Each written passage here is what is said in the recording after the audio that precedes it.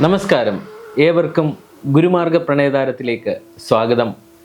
മഹാഗുരുവിൻ്റെ വടക്കൻ മലബാറിലെ തിരുവെഴുന്നള്ളത്തിന് കാരണക്കാരനായ ഗുരുവിൻ്റെ ഗൃഹസ്ഥ ശിഷ്യൻ വരദൂർ കാണിയിൽ കുഞ്ഞിക്കണ്ണൻ്റെ ഭവനവും അദ്ദേഹത്തിൻ്റെ സമാധി മണ്ഡപവുമാണ് ഇന്ന് നാം പരിചയപ്പെടുന്നത്.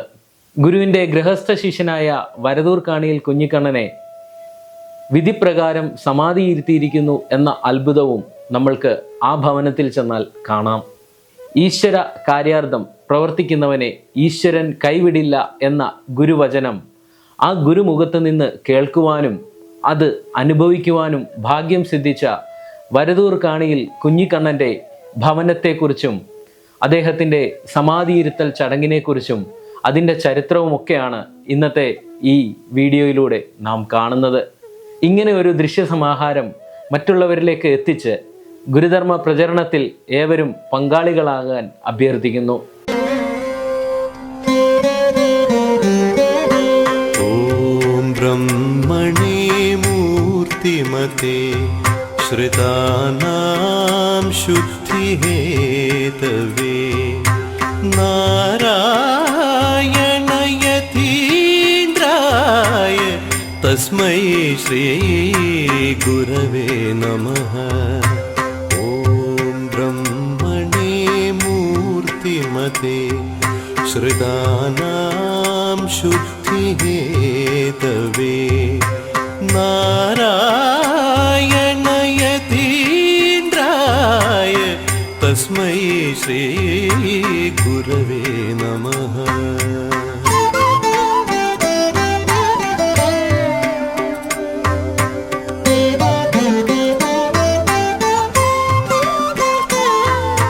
നമോ ഭഗവതേ നിത്യശുദ്ധ മുക്തമഹാത്മനേ. നമോ ഭഗവതേ നിത്യശുദ്ധ മുക്തമഹാത്മനേ. നാരായണയതീന്ദ്രായ തസ്മൈ ശ്രീ ഗുരവേ നമഃ.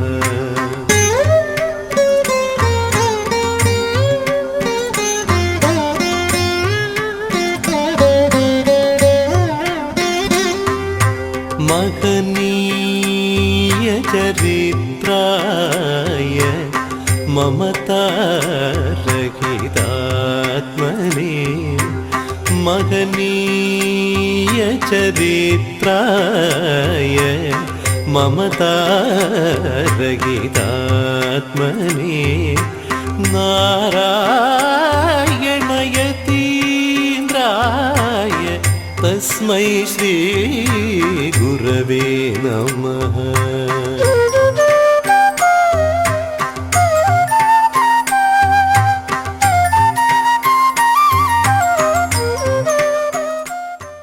മാന്യപ്രേക്ഷകർക്ക് ഗുരുപദം ടി വിയിലേക്ക് സ്വാഗതം. പ്രിയപ്പെട്ടവരെ, ഗുരുമാർഗ പ്രണയതാരം എന്ന പേരിൽ ശ്രീനാരായണ പരമസദ്ഗുരുവിൻ്റെ ദിവ്യമായ പാദസ്പർശമേറ്റ മഹാഗുരുവിൻ്റെ പ്രയാണയാനങ്ങളിലൂടെ നാം യാത്ര ചെയ്തു വരികയാണ്.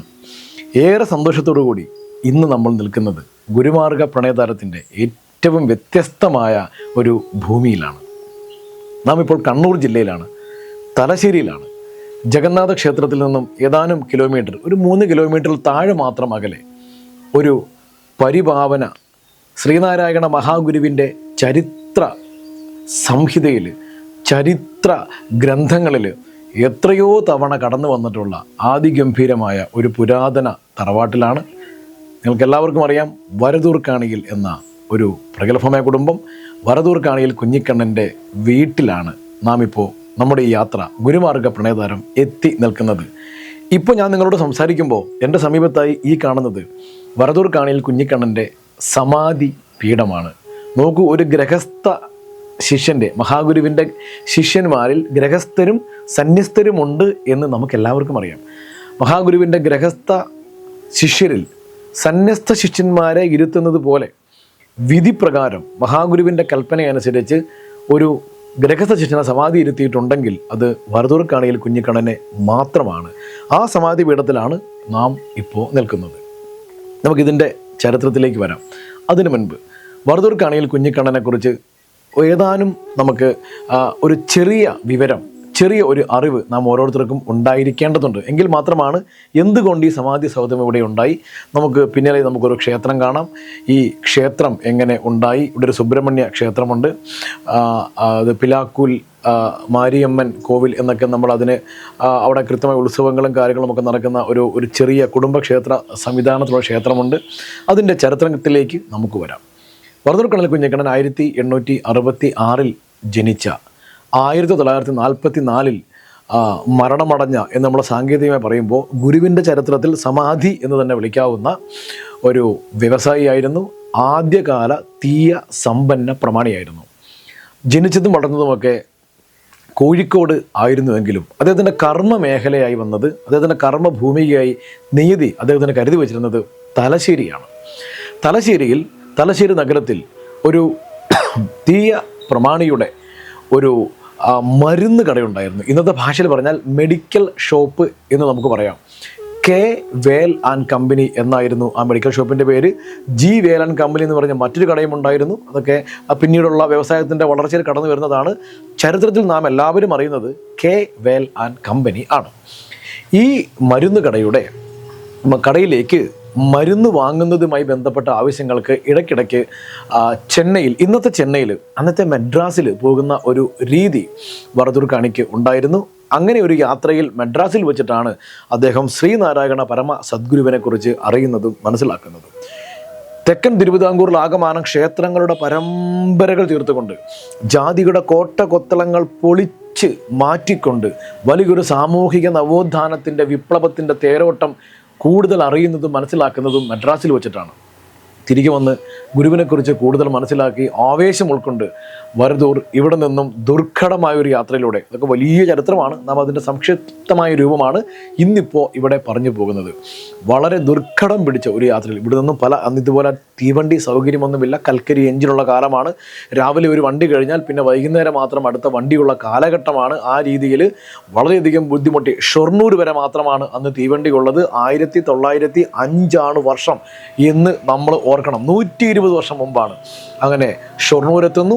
അവിടെ നിന്നും വളരെ ബുദ്ധിമുട്ടി എറണാകുളത്തെത്തുന്നു. അവിടെ നിന്നും ബോട്ടുകൾ മാറി മാറി കയറി കൊല്ലത്ത് വരുന്നു. അവിടെ നിന്ന് കെട്ടുവള്ളത്തിൽ യാത്ര ചെയ്ത് വർക്കല ശിവഗിരി മഠത്തിലെത്തുന്നു. അന്ന് ഗുരു അവിടെ ഉണ്ടായിരുന്നില്ല. സാമുദ്രപാദങ്ങൾ 5 തെങ്ങിലായിരുന്നു. അവിടെ ഒരു ഭജനമഠമുണ്ട്. അന്ന് ജ്ഞാനേശ്വര ക്ഷേത്രം ഉയർന്നിട്ടില്ല. അവിടെ പോയി ഇവിടെ നിന്നും കാൽനടയായി, നോക്കൂ എത്രയോ കിലോമീറ്റർ അകലെയാണ് വർക്കലയിൽ നിന്നും, കാൽനടയായി നടന്ന് മഹാഗുരുവിനെ 5 തെങ്ങിലെത്തി വറുതൂർ കണിയിൽ കാണുന്നു. രസകരമാണ് ആ ചരിത്രമൊക്കെ നാം ഇഴകേറി പരിശോധിച്ച് വരുമ്പോൾ തന്നെ വടക്ക് നിന്നാണല്ലേ എന്ന് ഗുരു ചോദിക്കുന്നു. വടക്ക് നിന്നും ഒരാൾ വരും എന്ന് പറഞ്ഞ് തൃപ്പാദങ്ങൾ സ്വീകരിക്കുവാൻ ആളെപ്പോലും ചുമതലപ്പെടുത്തിയിരുന്നു എന്ന് പറയുമ്പോൾ അതിൻ്റെ പ്രത്യേകത, അതിൽ ഗുരു കരുതി വെച്ചിരുന്ന ഒരു ചരിത്ര സബര്യ നാം ഓർക്കേണ്ടതുണ്ട്. തൃപ്പാദങ്ങൾ ചോദിക്കുന്നുണ്ട്, ഒരു ക്ഷേത്രം പ്രതിഷ്ഠിക്കുവാൻ ഇവിടേക്ക് ക്ഷണിക്കുമ്പോൾ മലബാർ ബ്രിട്ടീഷുകാരുടെ ഭരണത്തിന് കീഴിലുള്ള സ്ഥലമാണല്ലോ, അവിടെ സംസ്കൃതം അറിയാവുന്നവരും വൈദ്യമറിയാവുന്നവരും കച്ചവടക്കാരും പണ്ഡിതരും ഇംഗ്ലീഷ് വിദ്യാഭ്യാസമുള്ളവരുമായ ധാരാളം ആളുകളുണ്ടല്ലോ. അവിടേക്ക് നാം വന്നൊരു ക്ഷേത്രം സ്ഥാപിച്ചാൽ തെക്ക് നിന്നും ആരോ ഒരാൾ വന്ന് ഒരു കല്ല് നാട്ടിയിട്ട് പോയി എന്ന് ആളുകൾ പറയുകയില്ലയോ? വിദ്യാഭ്യാസമുണ്ടെങ്കിലും സംസ്കൃതം അറിയാമെങ്കിലും വ്യവസായമുണ്ടെങ്കിലും സ്വാമി പ്രാകൃതമായ അധമ ആചാരങ്ങളിൽ ഈ സമൂഹം മുഴുകിയിരിക്കുകയാണ്. സ്വാമി വരണമെന്ന് പറഞ്ഞുകൊണ്ട് ക്ഷണിക്കുമ്പോൾ നാം വരാം, നാം അധികം താമസിക്കാതെ അവിടേക്ക് എത്താം, ഇപ്പോൾ വരുവാൻ തരമില്ല എന്ന് പറഞ്ഞുകൊണ്ട് വറുതൂറിനെ മടക്കി അയക്കുന്നു. പകരം കുമാരനാശാനെ ഇവിടേക്ക് അയക്കാമെന്ന് പറയുന്നു. അപ്പോൾ SNDP ഒക്കെ സ്ഥാപിച്ചിട്ട് 2 വർഷം മാത്രമേ ആയിട്ടുള്ളൂ. മഹാകവി കുമാരനാശാൻ്റെ പല വിലാസങ്ങൾ മേടിച്ചുകൊണ്ടാണ് വറുതൂർ മടങ്ങുന്നത്. അങ്ങനെ പല വിലാസങ്ങളിലും കത്ത് അയക്കുന്നു. കുമാരനാശാൻ്റെ കത്ത് ലഭിക്കുന്നു. അങ്ങനെ കുമാരനാശാൻ ഇവിടേക്ക് ആഗതനാകുന്നു. അന്ന് കുമാരനാശാൻ താമസിച്ച വീടാണ് ഇപ്പോൾ നമുക്ക് പുറകിലായി നാം കാണുന്ന വറുതൂർ കണി കുഞ്ഞിക്കണ്ണൻ്റെ തറവാട്. അങ്ങനെ കുമാരനാശാൻ ആദ്യമേ വീട്ടിലെത്തുന്നു, താമസിക്കുന്നു. പിന്നീട് കുമാരനാശാൻ വരദൂറുമായി, അപ്പോൾ പിന്നീട് ഇവിടെ പല പ്രമുഖരും വരുന്നുണ്ട്. ഇപ്പം മൂർക്കോത്ത് കുമാരൻ, അല്ലെങ്കിൽ കോട്ടായി കുമാരനടക്കമുള്ള പിന്നീട് നമുക്ക് തലശ്ശേരിയുടെ ചരിത്രം നോക്കുമ്പോൾ അതിനകത്ത് മിടുക്കൻ ചാത്തൻ മേസ്രി ഉൾപ്പെടെയുള്ള റാവു ബഹദൂർ, ഗോപാല മുൻസിഫ് ഉൾപ്പെടെയുള്ള, കൊറ്റത്ത് രാവുണ്ണി വക്കീൽ ഉൾപ്പെടെയുള്ള, കൊറ്റത്ത് കൃഷ്ണൻ വക്കീൽ ഉൾപ്പെടെയുള്ള തീയ പ്രമാണിമാരുടെ വലിയൊരു ഒഴുക്കാണ് ഗുരുവിൻ്റെ സൗധത്തിലോട്ട്. ഇവരെല്ലാം ചേർന്നിട്ടാണ് ഇന്ന് നാം കാണുന്ന തലശ്ശേരി ജഗന്നാഥ ക്ഷേത്രത്തിൻ്റെ സന്നിധി ഇങ്ങനെ ഉയർന്നു നിൽക്കുന്നതും. അവിടേക്ക് ആദ്യം കടന്നു വരുന്നത് മഹാകവി കുമാരനാശാനാണ്, നമുക്ക് പുറകിൽ കാണുന്ന ഈ വീട്ടിൽ. അങ്ങനെ കുമാരനാശാൻ വരദൂറുമായി ഈ ഗ്രാമാന്തരങ്ങളിലാകെ നടന്ന് പ്രസംഗിച്ച് കഷ്ടപ്പെട്ടാണ് ഒരു സംഘമുണ്ടാക്കിയത്. അതിൻ്റെ പേരാണ് ശ്രീ ജ്ഞാനോദയയോഗം തലശ്ശേരി. ഇന്നും നോക്കൂ, ഏതാണ്ട് 120 വർഷങ്ങൾക്കിപ്പുറത്തും തലശ്ശേരിയുടെ തിലകക്കുറിയായി ജഗന്നാഥ ക്ഷേത്രം നിൽക്കുന്നുവെങ്കിൽ അതിൻ്റെ സാരഥ്യം അന്ന് വരദൂർക്കാണെങ്കിലും അന്ന് കുമാരനാശാനും ചേർന്ന് സംഘടിപ്പിച്ച ശ്രീ ജ്ഞാനോദയയോഗം തന്നെയാണ് എന്നത് അഭിമാനത്തോടു കൂടി നാം ഇവിടെ ഓർക്കേണ്ടതുണ്ട്. പിന്നീട് ഒരിക്കൽ കൂടി ഗുരുവിനെ കാണുവാൻ വരദൂർ ശിവഗിരി മഠത്തിലേക്ക് ചെല്ലുന്നു. അപ്പോൾ തൃപ്പാദങ്ങൾ പറയുന്നു, 2 മാസങ്ങൾക്കപ്പുറം നാം കോട്ടയത്തേക്ക് വരുന്നുണ്ട്, ആ വിവരം അറിയിച്ച് നിനക്ക് കത്തയക്കാം, നീ അപ്പോൾ കോട്ടയത്തേക്ക് വന്നാൽ മതി. വരദൂർ ഇവിടേക്ക് മടങ്ങുന്നു. അങ്ങനെ തലശ്ശേരിക്ക് വരുന്നു. ഏതാനും മാസങ്ങൾ കഴിഞ്ഞ് 1905 മാർച്ച് മാസം 5-ാം തീയതി എന്നാണ് നമുക്ക് ചരിത്ര രേഖകളിൽ അത് കാണാൻ സാധിക്കുന്നത്. വരദൂറിന് രാവിലെ ഒരു കത്ത് ലഭിക്കുന്നു. ആ കത്ത് പൊട്ടിച്ച് വായിക്കുമ്പോൾ അദ്ദേഹം സന്തോഷം കൊണ്ട് തുള്ളിച്ചാടുന്നു. സാമതൃപ്പാദങ്ങൾ ക്ഷണിച്ചിരിക്കുകയാണ് ഗുരുവിന് വേണ്ടി ശിവഗിരി മഠത്തിൽ നിന്നും വേലു സന്യാസി, അന്ന് പിന്നീട് പിൽക്കാലത്ത് ശാന്തലിംഗ സ്വാമിയായി മാറിയ, സേലം ശാന്തലിംഗ സ്വാമിയായി മാറിയ, ശാരദാ മഠത്തിലെ 2ാമത്തെ പൂജാരിയായി മാറിയ വേലു സന്യാസിയാണ് കത്തയച്ചിരിക്കുന്നത്. വരദൂറിനെ പൂത്തോട്ട ശ്രീനാരായണ വല്ലഭ ക്ഷേത്രത്തിലേക്ക് ക്ഷണിച്ചുകൊണ്ടാണ്. സാമതൃപ്പാദങ്ങൾ മാർച്ച് മാസം 5-ാം തീയതി വരുമെന്നാണ് പറഞ്ഞിരുന്നത്.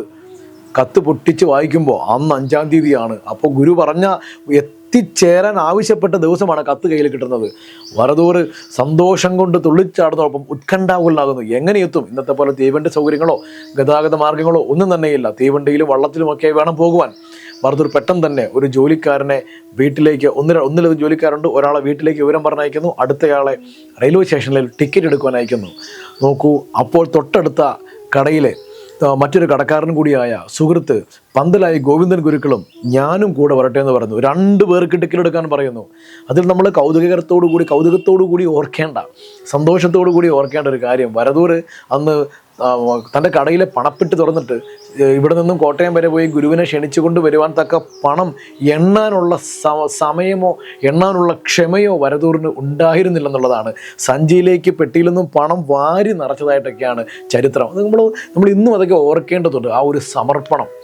അപ്പോഴേക്കും റെഡിയായി സുഹൃത്തും വന്നു. 2 പേരും തീവണ്ടിയിൽ കയറുന്നു. വളരെ ദീർഘമായ ചരിത്രമാണത്. നമ്മളതിൻ്റെ സംക്ഷിപ്തമായ രൂപമാണ് നമ്മളിപ്പോൾ സംസാരിച്ച് പോകുന്നത്. അവർ വളരെയധികം ബുദ്ധിമുട്ടി ഷൊർണൂർ പോയി ഇറങ്ങുന്നു, അടുത്ത വണ്ടി മാറിക്കയറുന്നു. പക്ഷേ വളരെയധികം കഷ്ടപ്പെട്ട് അവർ ഇന്നത്തെ എറണാകുളം ബോട്ട് ജെട്ടിയിൽ എത്തുമ്പോൾ സമയം ഒരുപാട് രാത്രിയായി. ഏതാണ്ട് രാത്രി 9 മണിയോടുകൂടി ആയിരിക്കണം എന്നതാണ് നമുക്ക് ചരിത്രത്തിൽ കാണാൻ സാധിക്കുന്നത്. അവസാനത്തെ ബോട്ടും പോയി കഴിഞ്ഞു. ഇനി അന്ന് ബോട്ടില്ല, രാവിലെയേ ബോട്ടുള്ളൂ. വരദൂർ അസ്വസ്ഥനാകുന്നു. അവിടെയുള്ള പല വള്ളക്കാരോട് ചോദിക്കുന്നു, ഉടനൊന്നും വള്ളമില്ല. ഒടുവിൽ ഏറെ നേരത്തെ അന്വേഷണത്തിന് ശേഷം ആളുകൾ സമാധാനിപ്പിക്കാൻ ശ്രമിക്കുന്നുണ്ട്. നാളെ രാവിലെ പോയാൽ പോരെ? ഇല്ല, സാമതൃപ്പാദങ്ങൾ പറഞ്ഞിട്ടാണ് ഞാൻ വരുന്നത്, എനിക്ക് ഗുരുവിനെ കാണാൻ പോകണം. അപ്പോൾ ആരോ ഒരാൾ പറയുന്നുണ്ട്, നിങ്ങൾ എങ്ങനെ പോകും? ആ വരദൂറിൻ്റെ ആ ഒരു ഗുരുവിനോടുള്ള ഭക്തി നിർഭരതയാണ്. മറ്റു മാർഗമൊന്നുമില്ലെങ്കിൽ ഞാൻ ഈ കായലിൽ ചാടി നീന്തുമെന്ന് വരദൂർ പറയുമ്പോൾ നിങ്ങൾക്ക് ആ ഗുരുവിലേക്കുള്ള സമർപ്പണ ചിത്തം ഒന്ന് ചിന്തിക്കേണ്ടതുണ്ട്. കാരണം വരദൂർക്കാണെങ്കിൽ കുഞ്ഞിക്കണ്ണൻ അന്ന് പറഞ്ഞൊരു സെൻറ്റൻസ് ഉണ്ട്, ഒരു മറുപടിയുണ്ട്. എൻ്റെ മഹാഗുരു കത്തയച്ച് ക്ഷണിച്ചിട്ടാണ് ഞാൻ വന്നത്, എന്നെ കാണണമെന്ന് ഗുരു ആവശ്യപ്പെട്ടിട്ടുണ്ട്, അതുകൊണ്ട് തന്നെ ഞാൻ മരിക്കുകയില്ല, അത് ഉറപ്പാണ്. ആ ഒരു വിശ്വാസം ഇന്നും നമുക്കുണ്ടോ എന്ന് നാം ഓർക്കേണ്ടതുണ്ട്. അങ്ങനെ വരദൂർക്കാണെങ്കിൽ കുഞ്ഞിക്കണ്ണൻ അവിടെയൊക്കെ അന്വേഷിക്കുമ്പോൾ ആരോ ഒരാൾ പറയുന്നു, അവിടെ ഒരു കൊതുമ്പ് വള്ളമുണ്ട്. ഈ ആളുകളെ അക്കരെ ഇക്കരെ കടത്തുകയും പുഴയിൽ കൊണ്ടുപോവുകയും ചെയ്യുന്ന ഒരു ചെറിയ വള്ളക്കാർ, ഒരു 1-2 പേർക്ക് മാത്രം സഞ്ചരിക്കാൻ സാധിക്കുന്ന ഒരു വള്ളം.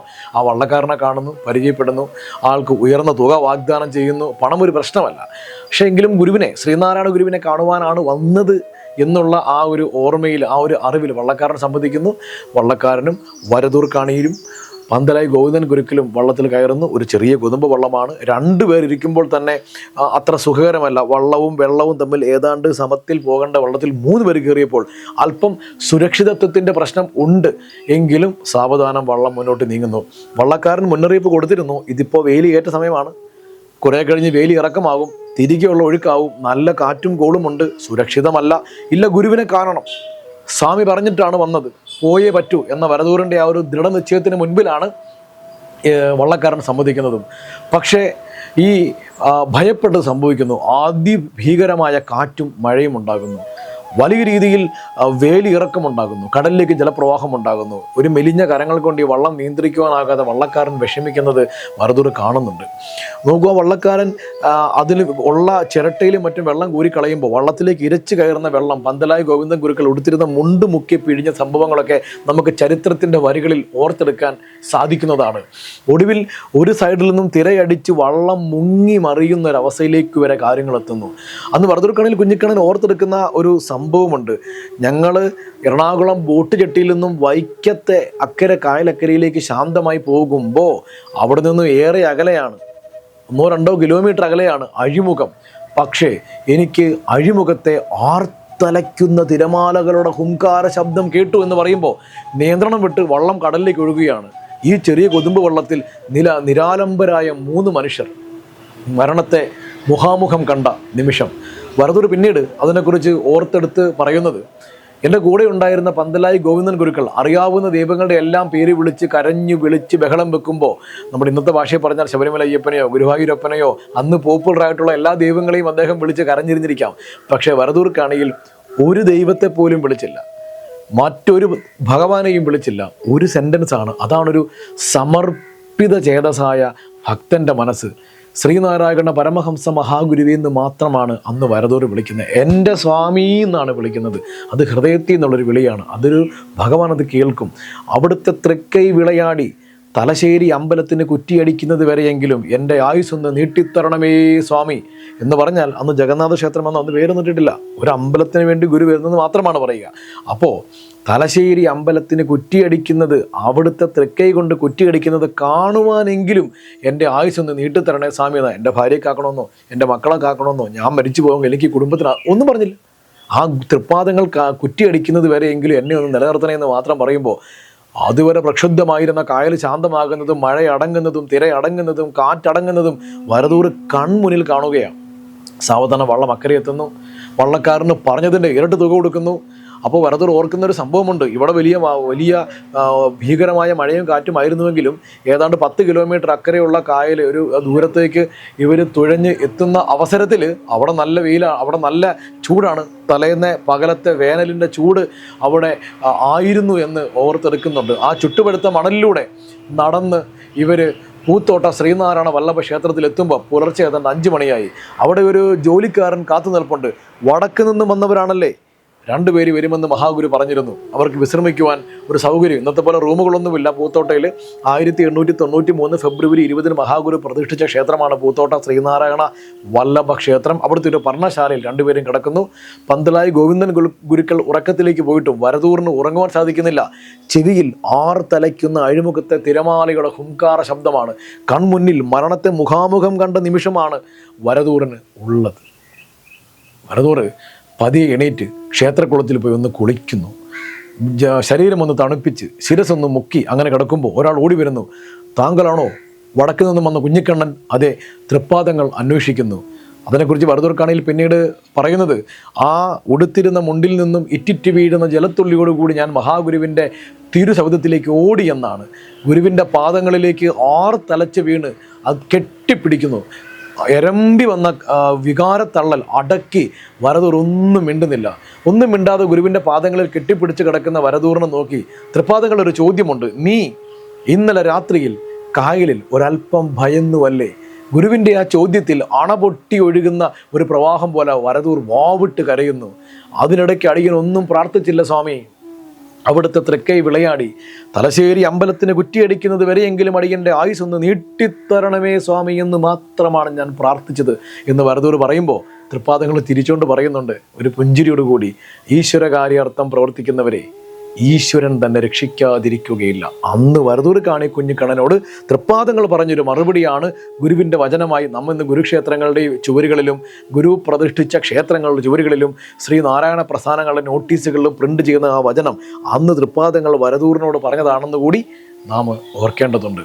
അങ്ങനെ മഹാഗുരുവിനെ ക്ഷണിച്ചുകൊണ്ട് വന്നാണ് ഇന്നിപ്പോൾ നാം ഈ കാണുന്ന തലശ്ശേരി ജഗന്നാഥ ക്ഷേത്രത്തിൻ്റെ ആ ഒരു സംസ്ഥാപനം ഉണ്ടാകുന്നത്. തലശ്ശേരി ജഗന്നാഥ ക്ഷേത്രം ഒന്ന് മാത്രമല്ല, പിന്നീട് കോഴിക്കോട് ശ്രീകണ്ഠേശ്വരം, തൊട്ട് പിന്നാലെ കുദ്രളി ഗോകർണനാഥ ക്ഷേത്രം, മലബാറിൽ പിന്നീട് അവസാനമായുള്ള കണ്ണൂർ സുന്ദരേശ്വരം അടക്കം മഹാഗുരുവിൻ്റെ പ്രൗഢഗംഭീരമായ 4 മലബാറിലെ 4 അമ്പലങ്ങളുടെ പിന്നിൽ വരദൂർക്കാണിയിൽ കുഞ്ഞിക്കണ്ണൻ്റെ അശ്രാന്ത പരിശ്രമവും സാമ്പത്തിക സഹായവും എല്ലാം ഉണ്ടായിരുന്നു എന്നത് നാം ഈ അവസരത്തിൽ ഓർക്കേണ്ടതുണ്ട്.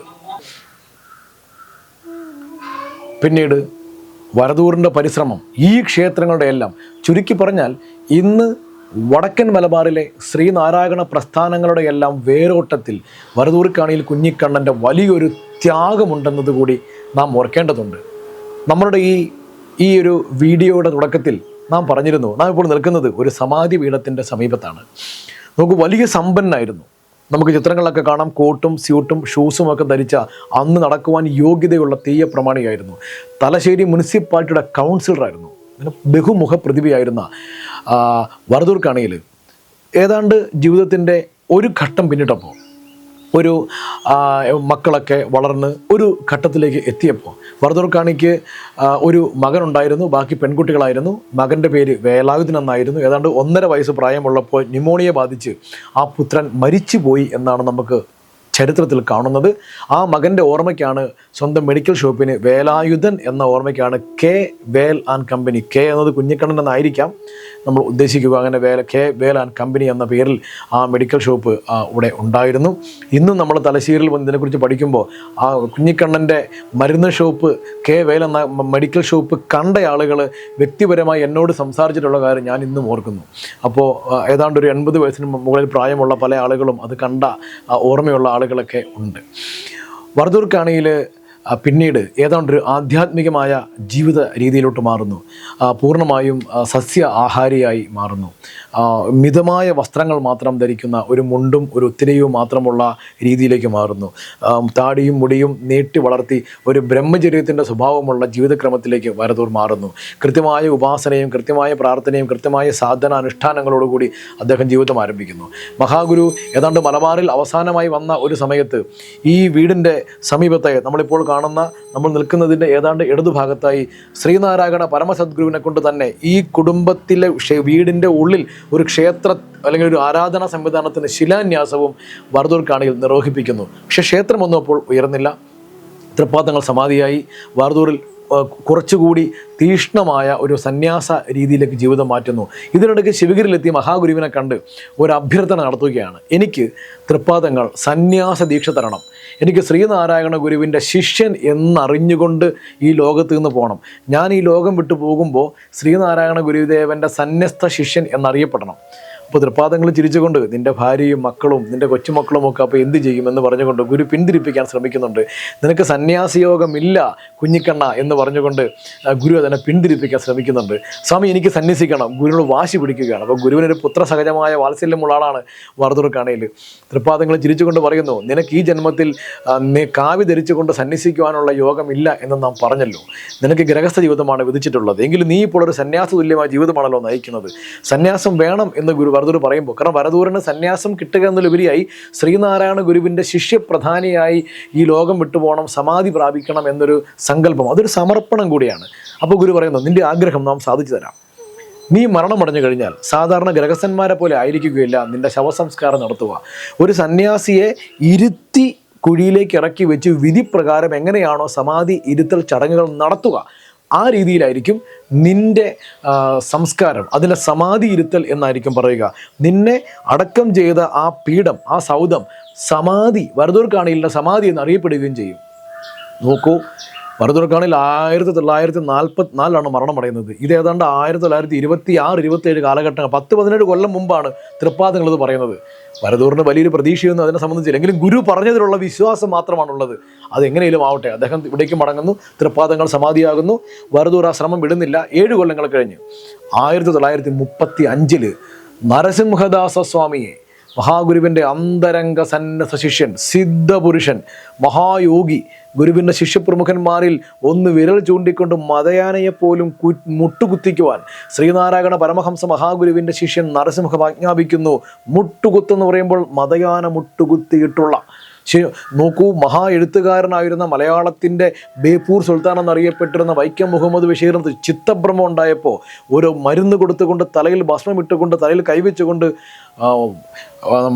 വൈക്കം മുഹമ്മദ് ബഷീറിൻ്റെ ചിത്തഭ്രമം മാറ്റിയ മഹാവൈദ്യനും സിദ്ധനുമായിരുന്ന നരസിംഹദാസ സ്വാമികൾ, മഹാഗുരു മഹാസമാധി പ്രാപിച്ചപ്പോൾ ആ മുറിയിൽ നിൽക്കുവാൻ ഭാഗ്യമുണ്ടായ നരസിംഹദാസ സ്വാമികൾ, ആ സിദ്ധപുരുഷനായിരുന്ന നരസിംഹദാസ സ്വാമികളാണ് ഇവിടേക്ക് കടന്നു വന്ന് വരദൂരിൻ്റെ ആഗ്രഹപ്രകാരം ശ്രീനാരായണ വേലായുധൻ കോവിൽ എന്ന ഈ സുബ്രഹ്മണ്യ പ്രതിഷ്ഠ ഇവിടെ നിർവഹിച്ചത്.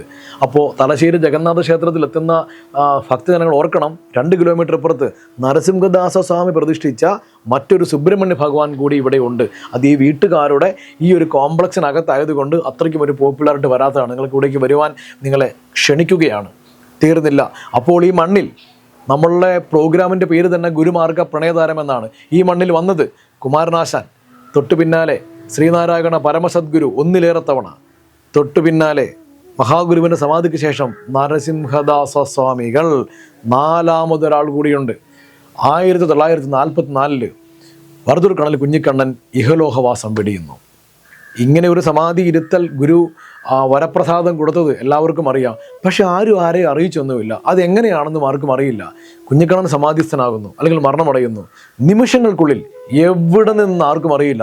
അതാ കടന്നു വരുന്നു ശ്രീനാരായണ ചൈതന്യ സ്വാമികൾ. ഒരുപക്ഷെ അന്ന് കണ്ണൂർ സുന്ദരേശ്വരത്ത് ഉണ്ടായിരുന്നിരിക്കാം.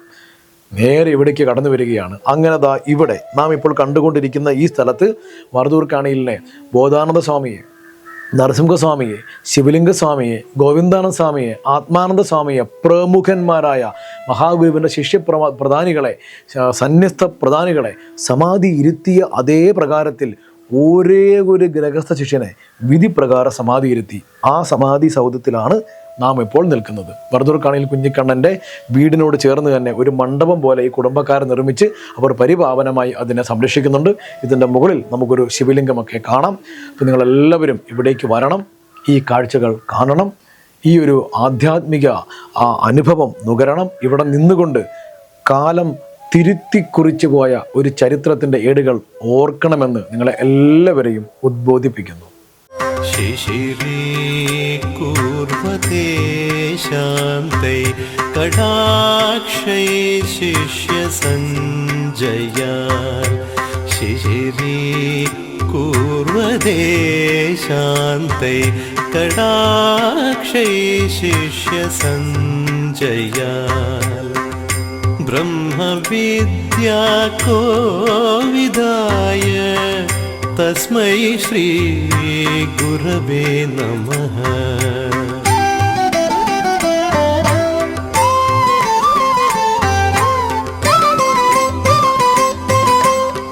वादिनां वादिने वाचं यमाना मौनभाजिने वादिनां वादिने वाचं यमाना मौनभाजिने सर्वलोकानुरूपाय तस्मै श्री गुरवे नमः.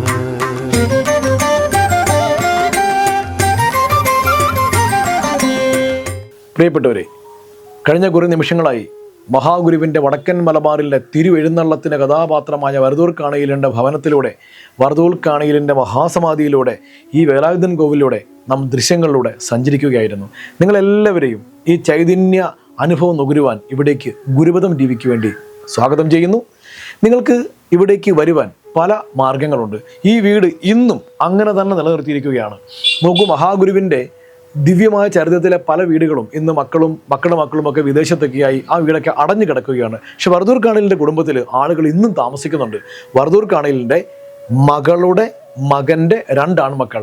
മൂത്തയാളുടെ പേര് ജ്യോതിഷ് എന്നാണ്. അദ്ദേഹം തഹസീൽദാറായി കേരള ഗവൺമെൻറ് സർവീസിൽ നിന്ന് റിട്ടയറായി. രണ്ടാമത്തെ ആളുടെ പേര് റെനിൽ എന്നാണ്. അദ്ദേഹം ഒരു ട്രാവൽ ആൻഡ് ടൂറിസം കമ്പനി സ്വന്തമായിട്ട് നടത്തുന്ന ആളാണ്. നോക്കൂ, നമ്മുടെ വരദൂർ കാണിലിൻ്റെ കുടുംബം ഇന്നൊരു ട്രാവൽ ആൻഡ് ടൂറിസം കമ്പനി ഉള്ള ആളുകളാണ്. ശ്രീനാരായണ ഭക്ത മനസ്സന്മാർ നിങ്ങളുടെ തീർത്ഥാടന യാത്രകൾക്കും മറ്റുമൊക്കെ അവരുടെ സൗകര്യം ഒന്ന് പ്രയോജനപ്പെടുത്തണമെന്ന് അറിയിക്കാൻ കൂടി ഈ അവസരം പ്രയോജനപ്പെടുത്തട്ടെ. 2 പേരും വിത്ത് ഫാമിലി കൂട്ടുകുടുംബമായി ഇവിടെ താമസിക്കുന്നു. ആ ഒരു വലിയ കുടുംബത്തിൻ്റെ ചൈതന്യ മഹിമാവ് അവരൊന്നിച്ച് ഇപ്പോഴും അങ്ങനെയാണ്, സെപ്പറേറ്റ് ആയിട്ടൊന്നുമില്ല. അതിനെല്ലാ സൗകര്യങ്ങളുമുള്ള ആ കാലത്തെ ആഢ്യ തീയ തറവാടാണിത്. അതങ്ങനെ തന്നെ ഇപ്പോഴും തുടരുന്നു. ട്രെയിനിലാണ് നിങ്ങൾ വരുന്നതെങ്കിൽ തലശ്ശേരി റെയിൽവേ സ്റ്റേഷനിൽ ഇറങ്ങണം. ഈ വന്ദേ ഭാരത് പോലെയുള്ള ട്രെയിൻ ഒഴികെ ബാക്കി എല്ലാ തീവണ്ടികൾക്കും സ്റ്റോപ്പുള്ള ഒരു സ്ഥലമാണ്, റെയിൽവേ സ്റ്റേഷനാണ് തലശ്ശേരി റെയിൽവേ സ്റ്റേഷൻ. അവിടെ ഇറങ്ങുക. അവിടെ നിന്നും ഇവിടേക്ക് മാരിയമ്മൻ റോഡെന്നാണ് ഈ റോഡിൻ്റെ പേര്. എല്ലാ ഓട്ടോറിക്ഷ തൊഴിലാളികൾക്കും അറിയാം. വെറും 30 രൂപ മാത്രമാണ് ഇപ്പോഴത്തെ ഒരു മാർക്കറ്റ് അതിൻ്റെ റേറ്റ്. ഒരു 30 രൂപ ഓട്ടോ കൂലിക്ക് ഈ മാരിയമ്മൻ റോഡിലോട്ട് കയറിയാൽ വണ്ടി ഇങ്ങോട്ട് സ്ട്രെയിറ്റ് കയറുമ്പോൾ തന്നെ നേരെ കാണുന്ന പ്രൗഢഗംഭീരമായ ആ ഒരു പൗരാണിക കെട്ടിടമാണ് വരദൂർ കാണികൾ തറവാട്. അവിടേക്ക് വരാം. നിങ്ങൾ ബസ്സിനാണ് വരുന്നതെങ്കിൽ, ബസ്സിന് വരുന്ന ആളുകൾ റെയിൽവേ KSRTCയിലോ പ്രൈവറ്റ് ബസ് സ്റ്റാൻഡിലോ ഇറങ്ങി അവിടെ നിന്നും ഒരു ഓട്ടോറിക്ഷയ്ക്ക് വരികയാണെങ്കിൽ മാരിയമ്മൻ റോഡിലോട്ട് കയറുക. സ്വന്തം വാഹനത്തിൽ വരുന്നവർ ബൈപ്പാസ് റോഡിൽ വന്ന ശേഷം പ്രൈവറ്റ് അല്ലെങ്കിൽ നിങ്ങൾ തലശ്ശേരി ടൗണിലേക്ക് വരുന്ന ടൗൺ തീരദേശത്തോട് വരുന്ന ആ റോഡിലൂടെ വന്നു കഴിഞ്ഞാൽ തലശ്ശേരി നഗരം എത്തുന്നതിന് കുറച്ച് മുൻപായിട്ട് മാരിയമ്മൻ ജംഗ്ഷൻ, മാരിയമ്മൻ റോഡ് എന്ന് പറയുന്നൊരു റോഡാണിത്. അവിടേക്ക് കട്ട് ചെയ്ത് കയറിയാൽ അങ്ങോട്ട് കയറി 100 മീറ്റർ, ഒരു 50 മീറ്റർ കഴിയുമ്പോൾ നേരെ കാണുന്ന ആ പ്രൗഢമായ പൗരാണിക തറവാട് വരദൂർ കാണിയിൽ കുടുംബമാണ്. അപ്പോൾ വരദൂർ കാണിയിൽ മഹാഗുരു മലബാറിൽ ആദ്യമായിട്ട് വന്ന് താമസിച്ച ഈ തറവാട് കാണുവാനും മഹാഗുരുവിൻ്റെ ഗ്രഹസ്ഥ ശിഷ്യന്മാരിൽ മഹാസമാധി ഇരുത്തിയിട്ടുള്ള ഒരേ ഒരു പുണ്യപുരുഷനായ വരദൂർ കാണിയിലിൻ്റെ ഈ സമാധി സൗധം കാണുവാനും നരസിംഹദാസ സ്വാമികൾ പ്രതിഷ്ഠിച്ച ഗുരു ശിലാന്യാസം നടത്തിയ ഇവിടുത്തെ വേലായുധൻ കോവിൽ കാണുവാനും നിങ്ങളെല്ലാവരെയും ഈ കുടുംബത്തിന് വേണ്ടി ക്ഷണിച്ചുകൊണ്ട് ഈ ഒരു ദൃശ്യ ഉപഹാരം മഹാഗുരുവിൻ്റെ പാദകാണിക്കാൻ സമർപ്പിക്കുന്നു. നന്ദി, നന്ദി, നമസ്കാരം. യസ്യ നഃ കൽപതേ സിദ്ധ്യൈ പാദാംബുജ രജോലവഃ യസ്യ നഃ കൽപതേ സിദ്ധ്യൈ പാദാംബുജ രജോലവഃ നാരായണയതീന്ദ്രായ തസ്മൈ ശ്രീ ഗുരവേ നമഃ. തസ്മൈ ശ്രീ ഗുരവേ നമഃ.